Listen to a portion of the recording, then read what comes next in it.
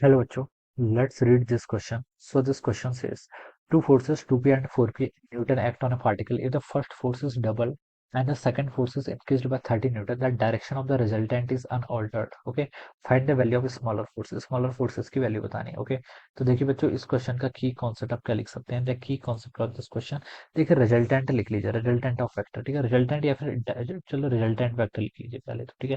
क्योंकि रिजल्टेंट की हमें डायरेक्शन बतानी है. ठीक है. तो रिजल्टेंट वेक्टर क्या हो जाएगा, दिस की कॉन्सेप्ट ऑफ दिस क्वेश्चन. दो वेक्टर्स का रिजल्टेंट का फॉर्मूला देखिए हमें पता है कैसे होता है. दो वेक्टर से मान लीजिए ए एंड बी, तो उसका जो रिजल्टेंट होता है वो होता है अंडर रूट ऑफ ए का स्क्वायर प्लस बी का square plus 2b cos theta. ठीक है. लेकिन हमें देखिए हिंट यहाँ पर दे रखी है, the direction of the resultant is unaltered. ठीक है. अगर हम पहले वेक्टर और दूसरे वेक्टर में कुछ चेंज भी कर रहे हैं तो डायरेक्शन पे चेंज नहीं आ रहा है. ठीक है. मान लीजिए दो वेक्टर हैं, this is my A vector. ठीक है. ये मेरा कोई बी वेक्टर है. ऑलराइट. और इन दोनों के वेक्टर के बीच का एंगल कितना है, थीटा. ठीक है. तो देखिए बच्चों, मैं क्या लिख सकता हूँ, इन दोनों का जो रिजल्टेंट आएगा, let this is a resultant. Resultant देखिए दो वेक्टर्स के ऑलवेज क्या करेगा, बीच से लाई करेगा. ठीक है. मैं बी वेक्टर को देखिए ऐसा थोड़ा शिफ्ट कर लेता हूँ. मान लीजिए this is my B vector. ठीक है. This is my B vector. ठीक है. अब मैं इन दोनों वेक्टर्स को देखिए ऐड करूंगा तो रिजल्टेंट को मैं देखिए क्या लिख सकता हूँ, बी के देखिए यहाँ पर ये एंगल, इन दोनों वेक्टर्स के बीच का एंगल कितना था, थीटा. तो मैं बता सकता हूँ कि ये एंगल भी कितना होगा, थीटा के इक्वल होगा. ठीक है. अब मैं रिजल्टेंट आपका ये है. ठीक है. रिजल्टेंट मान लीजिए अपने यहाँ से फाइव एंगल बना रहा है. ठीक है. रिजल्टेंट मान लीजिए ए वाले वेक्टर से कितना एंगल बना रहा है, फाइव एंगल बना रहा है. तो मैं यहाँ से टेन फाइव की वैल्यू देखिए क्या लिख सकता हूँ. तो मैग्नीट्यूड तो मुझे पता है, मैंने बता दिया कैसे लिखना है. लेकिन हमें यहाँ पर डायरेक्शन के बारे में बोल रखा है. डायरेक्शन अनअल्टर्ड है. ठीक है. डायरेक्शन चेंज नहीं हो रही. ठीक है. तो डायरेक्शन देखिए कितने होगी, डायरेक्शन होती है आपकी ये टेन फाइव वाला, इसको लगा लीजिए. ठीक है. तो ये आपका इस तरीके से आ जाएगा. ठीक है. तो टेन फाइव देखिए किसके इक्वल होगा, परपेंडिकुलर हाइपोटेन्यूज. ठीक है. परपेंडिकुलर यानी कि ये वाली डिस्टेंस, ये वाली डिस्टेंस कितनी होगी, देखिए ये वेक्टर आपका बी है. ठीक है. तो जो नीचे वाली साइड होगी ये तो आपका बी कॉस थीटा होगा और ये क्या होगा आपका बी साइन थीटा.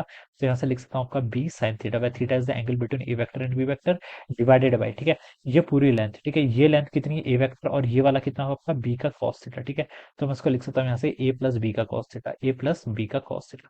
तो ये आपका वेक्टर्स की क्या होती है, डायरेक्शन होती है. ठीक है. अब बोलिए, two two forces 2p and 4p newton act on a particle.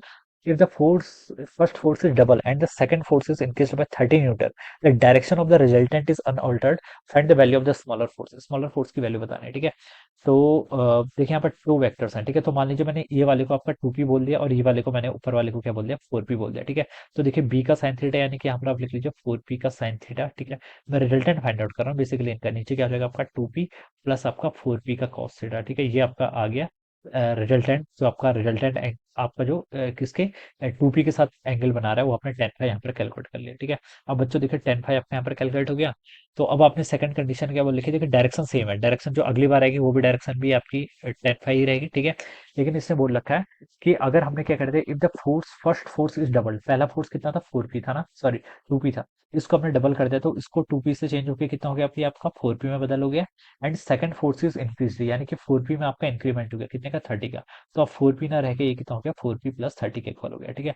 अब आपसे बोल रखा है कि डायरेक्शन तो अनअल्टर्ड है तो हमें स्मॉलर फोर्स बताना है. तो अगेन देखिए यहाँ पर हम ये फॉर्मूला अगेन इसी फॉर्मूला का यूज करेंगे, बी साइन थीटा यानी कि कितना हो जाएगा आपका 4p प्लस 30 का क्या, साइन थीटा, डिवाइडेड बाय कितना हो जाएगा आपका, डिवाइडेड बाय देखिए ये आपका 4p और यहाँ से आपका कितना हो जाएगा, नीचे वाला वेक्टर आपका 4p हो गया, प्लस आपका देखिए b का साइन थीटा था, सॉरी b का कॉस थीटा, b कितना आपका 4p प्लस 30. तो आप इसको लिख लीजिए 4p प्लस 30 का क्या लिख लेंगे यहाँ से, कॉस थीटा. ठीक है. ये वैल्यू हो जाएगी यहाँ पर से. ऑलराइट. अब ये दोनों एंगल देखिए आप, this is my equation one, this is my equation two, दोनों आपकी डायरेक्शन अनअल्टर्ड है यानी कि फाइव एंगल आपका सेम रहेगा. तो इन दोनों को इक्वेट कर लूंगा. ठीक है. तो बच्चों इन दोनों इक्वेशन को मैंने इक्वेट कर लिया तो यहाँ से मैं लिख सकता हूँ, देखिए साइन थीटा से तो आपका साइन थीटा पहले कैंसिल कर लो. ठीक है.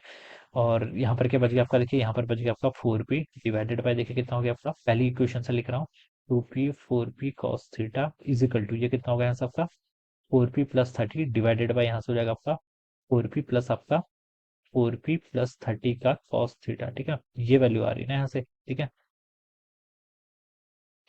हाँ, यही वैल्यू आ रही है ना. ऊपर आपका b का साइन थीटा होगा. ठीक है. और नीचे आपका a प्लस b का cos थीटा, b आपका देखें यहाँ पर 4p प्लस 30. ठीक है. ये आएगा ना यहाँ पर से. हाँ ठीक है, यही आएगा. ऑलराइट. अब बच्चों देखिए 4p प्लस 30 का cos थीटा. ठीक है. 30 साइन थीटा कैंसिल.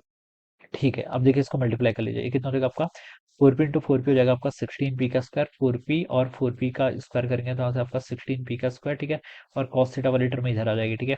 4p + 30 करूंगा तो कितना आपका 120p, और यहाँ पर आपका cos theta is equal to, यहाँ से कितना होगा 2p into 4p करूंगा तो आपका 8p का स्क्वायर हो जाएगा, प्लस देखिए आपका यहाँ से, और यहाँ पर आपका 60p हो जाएगा, प्लस आपका 4p का और 16p का स्क्वायर cos थीटा, ठीक है, प्लस आपका 4p, आपका 120p cos थीटा हो जाएगा, कितना 120p cos थीटा, ये वैल्यू यहाँ से हो जाएगी, ठीक है।